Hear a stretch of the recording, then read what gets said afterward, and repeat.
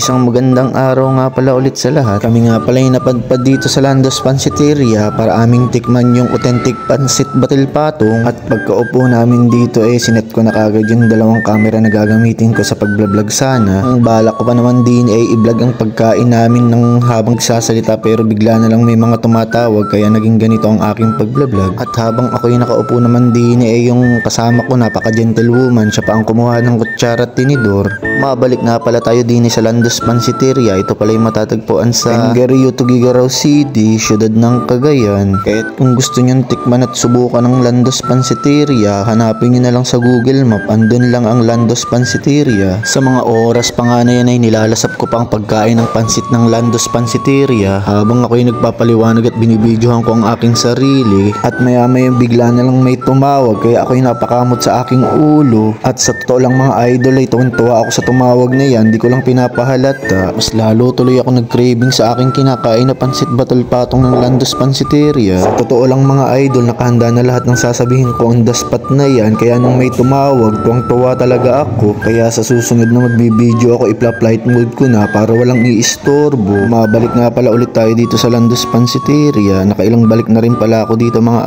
idol, kaya ako'y pabalik-balik din sa Landos Pansiteria. Bukod sa hindi nakakasawa, hindi ka pa masusuya. Kaya nga yung aking kasama ay di matigil sa pagngunguya. Mabalik nga pala tayo din kay Landos Pansiteria. Din nga pala ay pwedeng mag-enom-enom. Enom-enom, it means mag-shot puno. So itong experience ko na to ay itong aking panglasa. Sino pa ba ang may pansiteria dyan at aming susubukan? So hanggang dito na lang aming video. Pakisupport na lang ang Glenn Vlog TV. So hanggang din na lamang po. Maraming salamat.